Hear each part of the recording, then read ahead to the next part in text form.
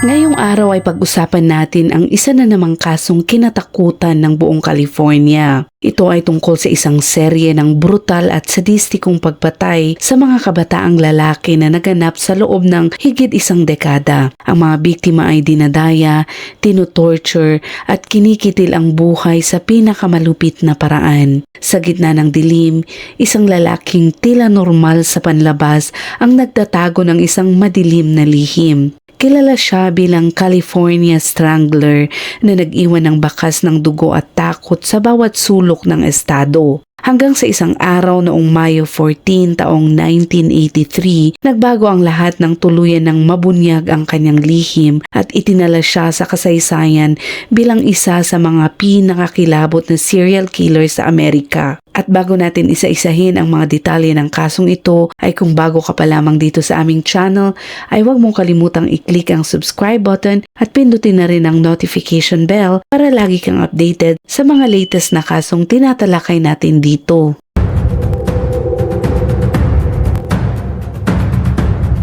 Krimen X-Files. Ipinanganak si Randy Kraft noong Marso 19, taong 1945 sa Long Beach, California. Siya ang ika-4 na anak at nag-iisang lalaki nina Opal Lee at Harold Herbert Kraft.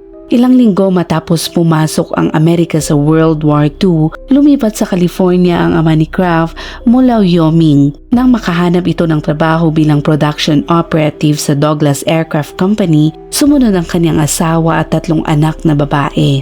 Namuhay ang pamilya Kraft ng simple at maraming trabaho ang ginampanan ng kanyang ina para dagdagan ang sahod ng kanyang ama sa assembly line. Una siyang nagtrabaho bilang seamstress sa isang garment factory sa Westminster bago naging cook sa lokal na paaralan. Pero kahit ganoon, lagi pa rin siyang nakakahanap ng oras para sa kanyang mga anak. Noong taong 1948, lumipat ang pamilya sa Westminster, Orange County at nag-aral si Kraft sa Midway City Elementary School kung saan aktibo ang kanyang ina sa PTA.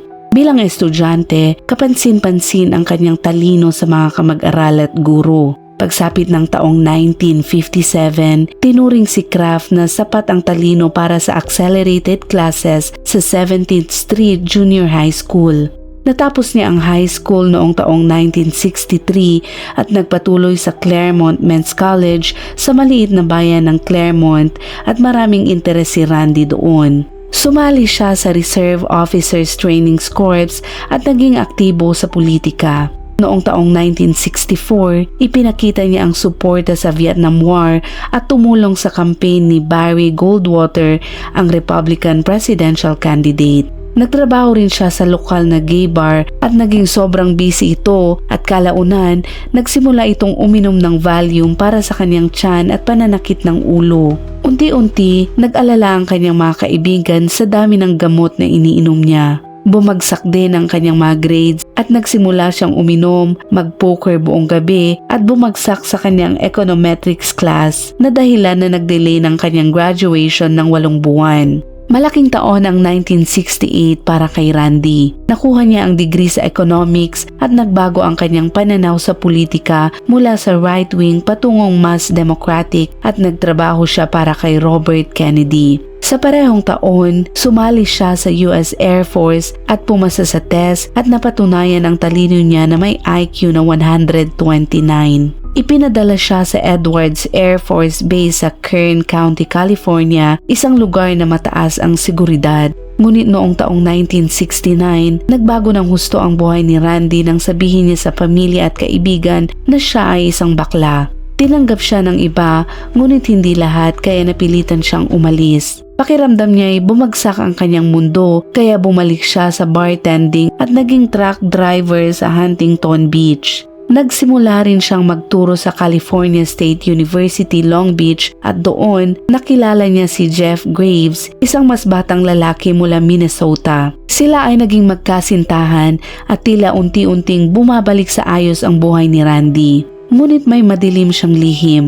Noong Marso taong 1970, habang ito'y naglalakad sa Huntington Beach, nakilala niya ang 13 anyos na si Joseph Alvin Francher, isang batang tumakas mula sa bahay. Inanyayahan siya ni Randy na manirahan sa kanya na parang mabait pero may masamang balak pala siya. Pagdating sa apartment, pinainom at inatake ni Randy si Joseph. Nakaligtas si Joseph habang nasa trabaho si Randy at may nakakita sa masamang kalagayan ni Joseph at tumawag ng tulong. Dinala si Joseph sa ospital kung saan sinabi niya sa pulisya na siya'y pinainom ng droga at binugbog ng labis ni Randy, ngunit hindi niya nabanggit ang iba pang pang-aabuso nito sa kanya. Pumunta ang pulis sa apartment ni Randy nang walang warrant at dahil natakot sa kanilang mga trabaho, nagdesisyon silang huwag magsampa ng kaso kaya nakalaya si Randy at muling nakagawa ulit ng isang kasalanan. Pagsapit ng katapusan ng 1971, natagpuan ng pulisya ang isang hindi kilalang bangkay na nabubulok sa Ortega Highway. Ang biktima ay kinilalang si Wayne Joseph Duquette, isang 30 anyos at isang bartender. Ipinakita ng autopsy na namatay siya sa alcohol poisoning noong Setyembre 20 ng parehong taon. Huminto ang investigasyon dahil walang lead sa mga damit, gamit o sa pumatay sa kanya. Noong December 26, 1972 naman, natagpuan ng pulisya sa Highway 405 sa Seal Beach ang bangkay ni Edward Daniel Moore, isang 20 anyos at isang sailor. Nakapako ang kanyang mga pulso at bukong-bukong at may marka sa mukha. Malamang mula ito sa matigas na bagay at may kagat sa katawan. At ang nakakagulat ay may medyas na ipinasok sa loob ng maselang bahagi ng kanyang katawan. Para bang itinapon siya mula sa gumagalaw na sasakyan. 6 na linggo na naman matapos nito noong Pebrero 6, natagpuan ang bangkay ng isang lalaki na nasa pagitan ng 17 hanggang 25 years old malapit sa Terminal Island Freeway. Hindi siya makilala, ngunit tulad ni Edward Moore, may medyas din na ipinasok sa parehong paraan. Pinaghihinalaan ng pulisya na parehong killer ang nasa likod ng mga krimeng ito, ngunit nanatiling malaya ang salarin habang dumarami ang kanyang nagiging biktima. Noong Abril 9, natagpuan na naman ang 17 anyos na si Kevin Clark Bailey sa tabi ng kalsada sa Huntington Beach. Ipinakita ng investigasyon na ang biktima ay sumailalim sa matinding mutilasyon at paglapastangan. At 13 araw ang lumipas, natagpuan ang isa pang hiwa-hiwalay na bangkay na binigyan ng pangalang John Doe. Noong Hulyo 30, natagpuan na naman si Ronnie Ginny Wiebe, isang 20 anyos na nakabulagta dahil sa strangulation na may mga marka na nagpapakita na siya'y nareserba at isinakabit bago mamatay. Nagtapos ang taon sa isang kakilakilabot na tuklas noong Disyembre 29. Si Vincent Cruz Mestas, isang 23 years old at isang art student ay natagpuan na patay sa San Bernardino Mountains. Siya ay bukas na bisexual at tulad ng ilang nakaraang biktima, isang medyas ng biktima ang pinilit ipasok sa loob ng maselang bahagi ng kanyang katawan. Naputol din ang mga kamay ni Mestas mula sa katawan at hindi na ito natagpuan. Pagsapit ng Nobyembre taong 1974, 5 bagong biktima na naman ang natagpuan sa tabi o malapit sa mga pangunahing kalsada sa Southern California at 3 sa kanila ay tiyak na konektado sa parehong killer. 2 sa mga ito na kinilalang si Malcolm Eugene Little, isang 20 anyos, at James Dale Rives, isang 19 anyos, ay natagpuan sa tabi ng freeway na may ipinasok na banyagang bagay sa kanilang katawan, samantalang ang bangkay ng ikatlong biktima na kinilalang si Marine Roger Edward Dickerson, 18 anyos, ay may mga marka ng kagat tulad ng ilang naunang biktima din. Noong Enero 3 taong 1975, inabdak at pinatay ni Kraft ang 17 anyos na estudyante na si John Liras. Huling nakita ang bata na sumasakay sa bus sa Long Beach. Ang kanyang naaagnas na bangkay ay natagpuan kinabukasan sa Sunset Beach na may banyagang bagay na lumalabas na naman sa maselang bahagi ng kanyang katawan. Ang mga marka ng drug sa tabing dagat malapit sa lugar ay nagpapakita na 2 ang nagdala sa katawan ni Liras papunta sa tubig. 2 linggo matapos ang pagpatay na ito, noong Enero 17, natagpuan ang bangkay ng 21 anyos na si Craig Jonatus sa parking lot ng Golden Sails Hotel malapit sa Pacific Coast Highway at Loynes Drive sa Long Beach. Pinatay si Jonatus sa pamamagitan ng pagkagapos at pag-strangle gamit ang mahabang tali at posibleng shoelace ang ginamit. At pagsapit ng Enero taong 1975, kabuo ang 14 na biktima ang natagpuan sa 4 na magkakaibang county sa nakaraang 3 taon at ito ay nalilink sa parehong killer. Lahat ng biktima ay puting lalaki na may magkatulad na pisikal na katangian. Noong Marso 29 taong 1975, umalis naman si Keith Crotwell at ang kaibigan niyang si Kent May upang mag-hitchhike papuntang timog na hindi alam ang nakatakdang kapalaran sa kanila. Inakit sila ni Kraft mula sa isang parking lot sa Long Beach papasok sa kanyang Ford Mustang. Binigyan niya ang mga kabataan ng beer at Valium habang paikot-ikot siyang nagmamaneho sa Belmont Shore at Seal Beach nang walang direksyon. Agad nagsimula ang pulisya sa paghahanap at di naglaon, nakatanggap sila ng tip mula sa 2 kabataan. Sinabi nila na nakita nila si Crotwell at May sa isang black and white Mustang na bumibilis papunta sa isang parking lot. Mabilis na yumuko ang driver, binuksan ang pintuan ng passenger at itinulak si May sa sahig. Halos wala na itong malay at marahil dahil ito sa alak o droga na pinainom sa kanya. Nakita rin nila si Crotwell na nakasandal sa balikat ng driver bago umalis ang kotse sa dilim.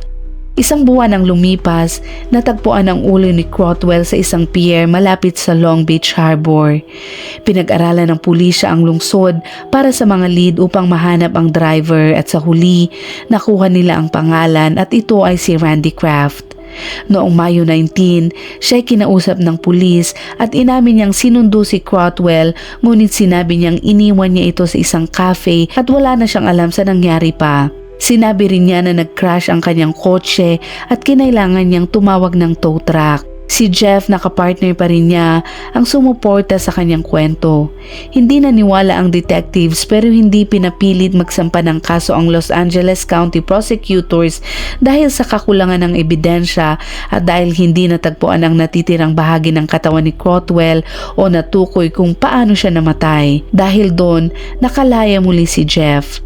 Matapos ang isang cool-down period, lalo pang lumala ang kanyang krimen. Noong Disyembre 31, inabdak niya si Mark Hall, isang 22 anyos at itinali sa puno ng isang kanyon at inabuso ito. Ipinakita ng investigasyon na ang biktima ay sumailalim sa matinding mutilasyon at paglapastangan at sinunog sa dibdib, ilong at pisngi gamit ang lighter at pinaghiwalay ang mga mata at inatake gamit ang basag na bote.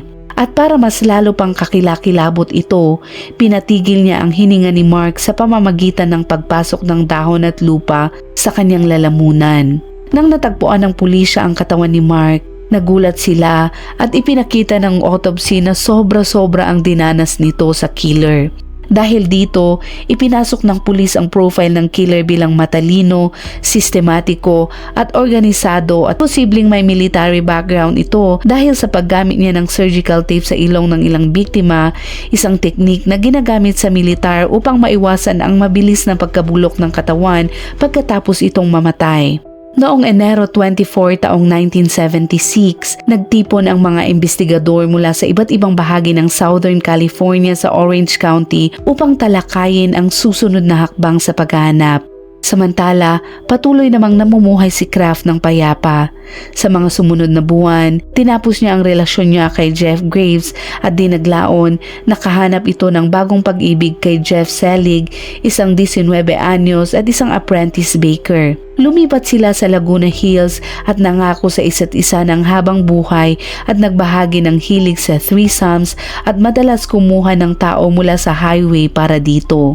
Sa panahong iyon, hindi marahas si Kraft at tila naibsan ng relasyon ang kanyang uhaw sa dugo. Halos 1 taon siyang hindi nakagawa ng krimen hanggang sa muling umatake siya noong Disyembre 10 kung saan pinatay niya si Paul Joseph Fuchs, isang 19 anyos. Bagamat hindi natagpuan ang katawan ni Fuchs, nakasulat ang kanyang pangalan sa listahan ng mga biktima ni Kraft. Nagpakubli si Kraft pagkatapos nito, ngunit noong Abril 16 taong 1978, pinatay niya si Scott Michael Hughes matapos itong painumin ng Valium at tinanggal ang isa sa kanyang maselang bahagi ng katawan. Natagpuan ang katawan ni Hughes na buo ang damit maliban sa shoelaces. Noong Hunyo 11, natagpuan din si Roland Gerald Young, isang 23 anyos, malapit sa isang highway sa San Diego na pinahirapan, tinaga at itinapon mula sa bumibilis na sasakyan. 8 pang araw ang lumipas, natagpuan na naman ang katawan ni Marine Richard Allen Keith sa Moulton Parkway na may senyales ng pagkakadena at strangulation bilang sanhi ng kanyang kamatayan at may alkohol sa kanyang katawan. Sa kabila ng patuloy na pagsisikap, hindi matukoy ng pulisya ang killer o mailigtas ang mga biktima, kabilang si Keith Arthur Klingbeil, isang 23 anyos na natagpuan sa tabi ng Interstate 5 at pinatay sa pamamagitan ng strangulation gamit na naman ang shoelaces. Sa ospital, natuklasan na uminom ito ng malaking doses ng paracetamol at alcohol at may paso sa kanyang dibdib. Pero hindi naglaon, ito ay namatay din. Noong Setyembre 29, natagpuan na naman si Richard Anthony Crosby, isang 20 anyos na patay sa kaparehong sitwasyon sa Highway 71 sa San Bernardino na nawawala noong nakaraang araw habang ito ay nag-hitchhike. Ang tinaguriang California Strangler, gaya ng tinawag sa kanya ng media, ay nagdulot ng takot sa rehiyon at bawat pulis ay naging alerto para sa mga susunod nitong krimen. Noong Nobyembre 12 taong 1978, natagpuan ang katawan na naman ni Tracker Michael Joseph Inderbitin malapit sa San Diego Freeway na ito ay nakakastrate tulad ng iba. Bukod sa castration, pinasukan din siya ng banyagang bagay sa kanyang maselang bahagi ng katawan. At nagkaroon ng paso sa kahalintulad na biktima na si Mark Hall 2 taon bago iyon. Nilista naman ang sanhi ng kanyang kamatayan bilang suffocation. Sa paglipas ng panahon ay lumuwag ang dalas ng pag-atake ni Kraft. Sinundan ito noong Hulyo 1979 sa isang highway. Doon ay namatay si Donnie Harold Crisel, isang 20 anyos, isang sailor, dahil sa acute alcohol poisoning na may senyales ng pagkakatali at pag-torture sa kanya. 2 buwan ang lumipas, natagpuan na naman ang mga bahagi ng 21 anyos na British tourist na si Keith Anthony Jackson sa isang trash bag sa likod ng Union 76 gas station sa Long Beach. Isang medyas na naman ang ipinasok sa kanyang maselang bahagi ng katawan. At tanging ulo, torso at kaliwang paa ni Jackson ang natagpuan lamang. 2 linggo matapos iyon, noong Setyembre 14, natagpuan ang katawan ni Gregory Wallace Jolie, isang 19 anyos sa Lake Arrowhead. Na-emasculate siya at naputol ang ulo at mga paa pagkatapos itong mamatay. Natagpuan sa bahay ni Kraft ang ilan sa kanyang mga gamit. Noong Pebrero 18 taong 1980, itinapon ang katawan naman ni Mark Alan Marsh, isang 19 anyos, malapit sa Templin Highway na huling nakita habang nag-hitchhike papuntang Buena Park. Noong tag-init, dinala siya ni Kraft sa Oregon kung saan nanatili siya sa Portland at pinatay ang 2 biktima pa. Si Michael Sean O'Fallon, isang bagong graduate ng kolehiyo na nag-hitchhike sa bansa, ay naging biktima din ni Kraft na pinainom nito ng droga at sinakal. Ay natagpuan naman ang kanyang katawan malapit sa Salem. Kinabukasan, pinaniniwala ang pinatay din ni Kraft ang isang lalaki na tinatayang 35 hanggang 45 anyos na taon na natagpuan sa tabi ng freeway sa Woodburn. Pinilit niya itong painumin ng maraming Valium at paracetamol bago sakalin gamit ang isang cord. Noong Setyembre, bumalik si Kraft sa California at ipinagpatuloy ang kanyang krimen. Isinama niya si Robert Loggins kung saan kumuha siya ng mga larawan na nagkukwento ng kanyang krimen. Ipinakita ng mga litrato na natagpuan sa pag-aari ni Kraft si Loggins sa living room ni Kraft na nakasandal sa sofa. Buo ang kanyang damit, tila lasing at ito ay nasa iba't ibang hubad at pornograpikong posisyon. Lahat ng litrato ay nagpapakita kay Loggins na nakapikit ang kanyang mga mata at hindi malinaw kung buhay o patay ito noong kinuna ng mga larawan. Noong Abril 10 taong 1981, inabduct na naman ni Kraft si Michael Clark habang ito ay nag-hitchhike at marahas nang pinatay ito sa pamamagitan ng 31 na suntok sa ulo matapos saktan at itinapon ang katawan malapit sa Interstate 5 sa Oregon. 4 na buwan na naman ang lumipas, natagpuan ang bahagyang nakasuot na katawan ni Christopher Allen Williams, isang male prostitute sa San Bernardino Mountains. Uminom ito ng maraming droga at namatay sa pamamagitan ng paper towel na ipinasok sa kanyang ilong na nagdulot ng pagka-choke nito sa kanyang sariling uhog. Si Raymond Davis naman, isang 14 na taong gulang, ay nawala habang hinahanap ang kanyang aso sa Echo Park. 12 araw ang lumipas, natagpuan siya na nabubulok sa ilalim ng mga dahon at nakatali ang mga pulso at may syuli sa kanyang leeg. Malapit doon, natagpuan din ang 16 anyos na si Robert Avila na patay sa halos kaparehong sitwasyon. Sinakal siya gamit ang stereo speaker wire. Nobyembre 1 taong 1982 nang inabdak at pinatay uli ni Kraft si Arnel Mikiel Lane, isang 24 anyos mula sa Modesto naman. Huli itong nakita habang nag-hitchhike papuntang Orange County para sana maghanap ng trabaho. Hindi natagpuan ang kanyang katawan hanggang Enero taong 1984 na itinapon lamang sa isang burol malapit sa bayan ng Ramona. 4 na linggo matapos ang pagpatay kay Lane, natagpuan na naman ang semi-nude na katawan ni Brian Witcher, isang 26 anyos na lalaki na itinapon mula sa gumagalaw na sasakyan sa tabi ng Interstate 5 malapit sa Winsonsville, Oregon. Ayon sa investigasyon, nakainom si Witcher ng mataas na doses ng alcohol at Valium, ngunit namatay ito sa asphyxiation o pagsakal. Noong Disyembre 3 taong 1982, nawala din si Anthony Jose Silvera, isang 29 anyos na lalaki, habang ito ay nag-hitchhike. 2 linggo ang lumipas at natagpuan ang kanyang katawan na may parehong senyales tulad ng mga naunang biktima. Pagkatapos ng pagpatay na ito, umalis si Randy sa negosyo at bumalik na may dalang military jacket ni Silvera, handa para sa susunod na namang pagbibiktima niya. Tumigil siya sa Michigan at nanatili ito sa Grand Rapids Hotel kung saan nakilala niya sina Dennis Alt at Christopher Schoenborn. Pinainom at inatake ulit niya ang dalawa at pagkatapos ay sinakal niya si Dennis at Christopher gamit ang belt at pagkatapos noon ay ipinasok ang isang panulat sa maselang bahagi ng katawan ni Christopher. Natagpuan ang kanilang mga katawan noong Disyembre 9 taong 1982 sa isang field malapit sa hotel. Iniwan ni Kraft ang susi ni Schoenborn at jacket ni Silvera sa kanyang kwarto bago na naman ito tumakas. Noong buwan din yon sa Portland, pinatay niya si Lance Staggs, isang 19 anyos sa pamamagitan ng overdose ng droga at sinakal niya ito gamit ang medyas sa windpipe. Natagpuan ang kanyang katawan kinabukasan sa tabi ng isang rural na kalsada sa Clackamas County malapit sa lugar kung saan natagpuan ang katawan ni Witcher 2 linggo bago iyon. Si Eric Church naman, isang 21 anyos na lalaki, ay huli ding nakita habang ito ay nag-hitchhike mula Orange County papuntang Sacramento at kalaunan natagpo ang patay sa Interstate 605 at nagdusa ito sa kaparehong torture kay Dennis at Christopher, ngunit ito ay may senyalis ng pakikipaglaban sa kanyang mga tali. Namatay siya dahil sa strangulation at malubhang pinsala sa ulo. Noong Pebrero 12 taong 1983, pinatay na naman ni Kraft ang 2 lalaki mula Buena Park na sina Jeffrey Nelson, isang 18 anyos, at si Roger Duval na 20 taong gulang. Huling nakita ang dalawa sa labas ng bahay ng kaibigan nilang si Bryce Wilson bandang madaling araw nang sabihin nila kay Wilson na bibili lang sana sila ng makakain.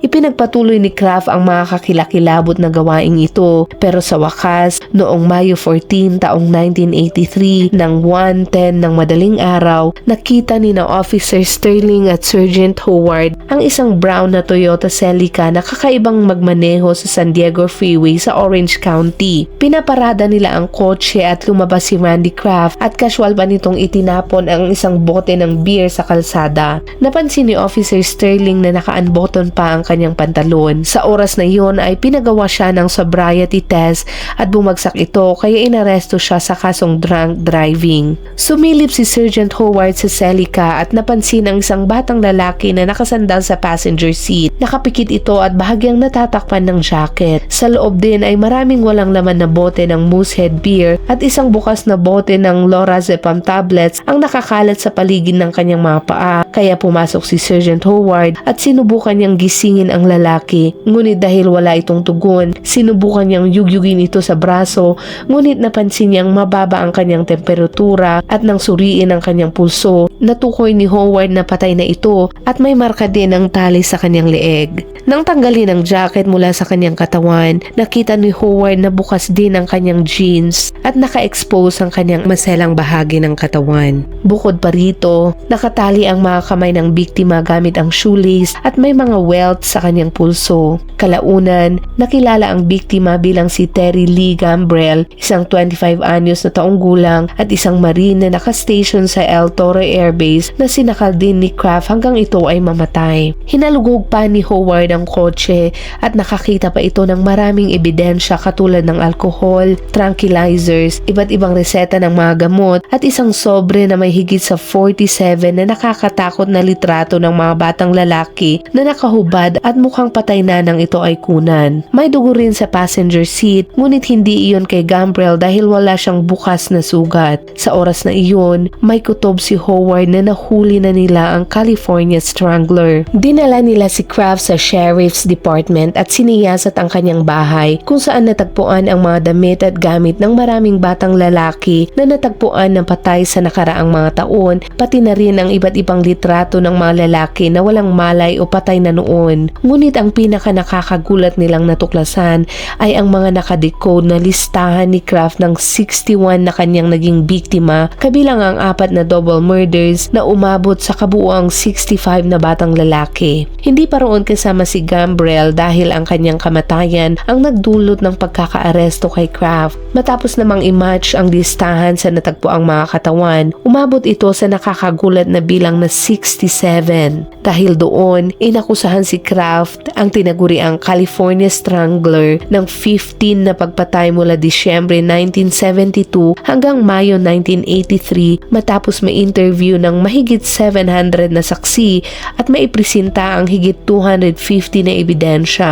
Nagsimula ang trial noong Setyembre 26 taong 1988 kung saan nagplead pa ito na hindi guilty, ngunit kalaunan ay nahatulan at hinatulan ng death penalty noong Nobyembre 29 taong 1989, pero matapos ang moratorium sa California, ang kanyang sintensya ay binago sa life without parole. Habang nagdala ng kapanatagan ang pagkakaaresto niya sa rehiyon, naiwan naman ang isang hindi masagot na tanong. Yun ay kung may kasabot nga ba ito sa mga krimeng ginawa niya. Ang ilang detalye naman ng krimen ni Kraft ay nagpapahiwatig na maaaring hindi siya nag-iisa. Sa isang banda, may forensic evidence sa 2 kaso na nagpapakita ng ekstrang fingerprints sa DNA na hindi tugma kay Kraft. Naimbestigahan din si Jeff Graves, ang ex-partner ni Kraft, ngunit namatay ito bago siya ma-question ng mga pulis, kaya nanatiling misteryo ang kaso. Gayunpaman, isang breakthrough sa kaso ang lumitaw ilang taon matapos nito nang si Bob Jackson ay nagsabing may alam siya tungkol sa mga ginawa ni Kraft noon.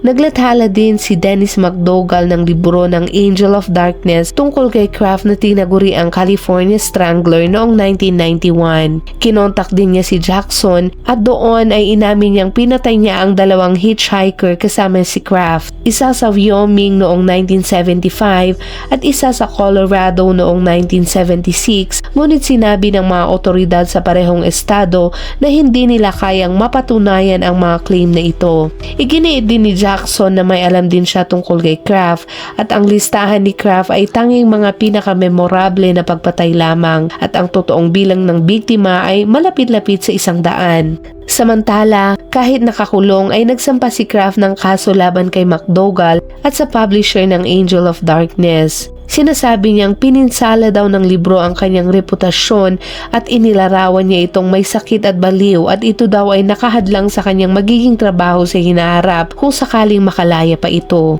Humihingi din siya ng $62 milyong bilang danyos pero kalaunan ay dinismiss ito ng korte bilang walang kabuluhan noong Hunyo 1994. Kahit nakaramihan sa mga katawan ay natagpuan, 22 ang nanatiling nawawala pa. Wala ring pakialam si Kraft na tumulong sa investigasyon o magpakita man lang ng kahit kaunting pagsisisi sa kanyang mga nagawa. Sa huli, si Randy Kraft ay hinatulan ng kamatayan dahil sa kanyang mga krimen at patuloy ito na nakakulong sa death row sa California. Ang kanyang kaso ay nag-iwan ng matinding bakas sa mga biktima, kanilang pamilya at sa buong komunidad, at ang kasong ito ay nagsilbing babala sa lahat tungkol sa mapanganib na epekto ng karahasan at kasamaan sa lipunan. Ipinapakita din nito kung paano ang hustisya, bagamat dumarating ng huli, ay nakapaghahatid ng pananagutan sa mga gumawa ng malubhang kasalanan. At dyan nagtatapos ang kasong tinalakay natin ngayon. Gaya ng dati,